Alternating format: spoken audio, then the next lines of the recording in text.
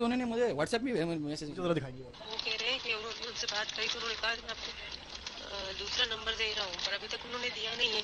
उन्होंने कहा कि इस पे तो गूगल पे नहीं है और दूसरा नंबर पेटीएम वाला नंबर भेजिए, उन्होंने वो कहा था।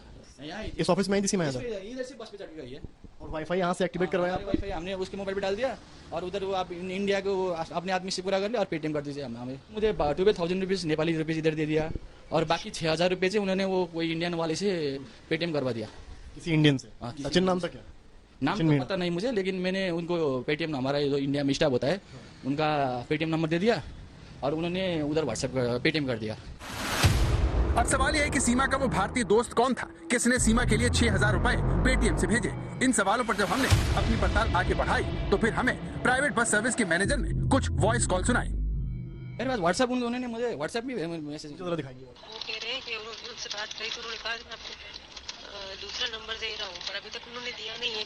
उन्होंने कहा कि इस पे तो गूगल पे नहीं है और दूसरा नंबर पेटीएम वाला नंबर भेजिए, उन्होंने वो कहा था। सीमा हैदर ने एक नंबर दिया है और उस पर भी चैट हुई है। ये नंबर है मीना जी। ये तो पहला आया था, उन्होंने मुझे इस नंबर पे पेटीएम वाला लिंक पेटीएम का लिंक बोला और ये मीना जी और मैंने उन्हें कहा हेलो भाई उसी नंबर पे फोन पे कर दीजिए। तो सीमा हैदर ने प्राइवेट बस सर्विस के मैनेजर से शुरुआत से ही झूठ बोला, खुद को भारतीय बताया, दावा किया कि उसके पास आधार कार्ड है। उसने अपना नाम भी प्रीति बताया ताकि वो भारतीय रख सके। इसके अलावा उसने अपने भारतीय दोस्त से बस के टिकट के बाकी 6,000 नेपाली रुपए भी दिलवाए। ये सब करने के लिए सीमा ने नेपाली बस ऑपरेटर के दफ्तर का वाईफाई भी इस्तेमाल किया। सुनिए।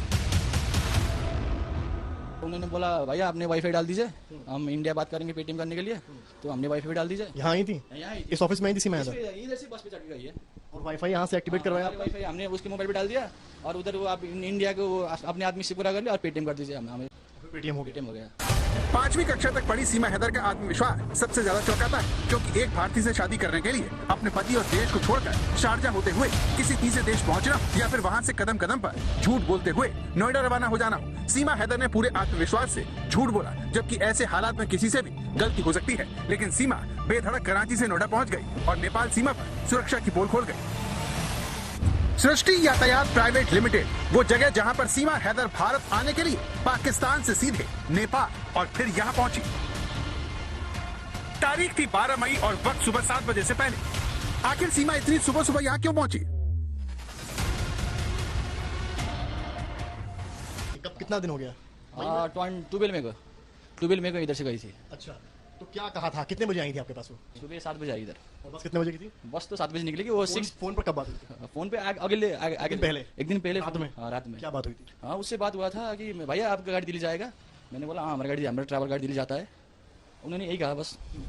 और वो हाँ ये पूछा था मैंने। कहाँ रुकी थी वो तो मुझे पता नहीं, लेग साइड पे कोई होटल पे रुकी होगी। अच्छा, तो सुबह जब यहाँ पर आई वो तो उन्होंने क्या आपसे बातचीत की? हाँ मुझे टिकट करवाया, सुबह वो 10 मिनट पहले आई थी गाड़ी से निकलने के लिए और टिकट करवाया और बस में जाके बैठ गई।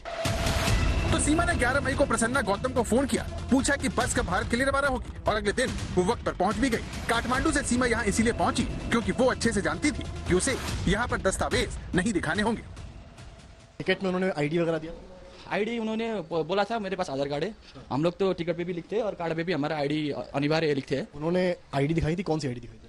हम तो बोलते हैं आईडी लाने के लिए और आईडी चेक तो नहीं करते। अच्छा, लाने के लिए बोलते हैं पर आप लोग चेक नहीं करते? तो बॉर्डर में करेंगे। उन्होंने आईडी बोला, हमारे पास आईडी बोला था और हमने उनको टिकट करवाया था, बस में बैठ गए और चले गए। आधार कार्ड है? आधार कार्ड नहीं, हमारे पास आईडी है, हम इंडियन। मैंने बोला आप इंडियन है और कोई दूसरे देश का है? उन्होंने बोला मैं इंडियन हूँ। सीमा हैदर ने बोला कि वो इंडियन है। मुझे पता चला बाद में खबरों में, आपने देखा होगा जो लिंक्स दंग रह गया मैं तो। मेरे पास इधर ही आई थी मला। सीमा हैदर ने खुद को भारतीय कहा। उसके पहनावे और बोलचाल के लहजे से कोई इससे इनकार भी नहीं कर सकता था। यहाँ पर भी यही हुआ और सीमा बड़े आराम से झूठ बोलकर आगे बढ़ गई। लेकिन उसका झूठ सिर्फ खुद को भारतीय बताने तक सीमित नहीं था, उसने यहाँ पर अपना नाम भी गलत बताया। आपने कुछ नोट डाउन वगैरह किया सीमा हैदर का नाम वगैरह यहाँ पे जहाँ पर? मैंने पता उन्होंने कहा प्रीति नाम बोला था। मैंने प्रीति हुई ऐसा कुछ बोला था नाम। सीमा तो नहीं बोला था। नहीं बोला।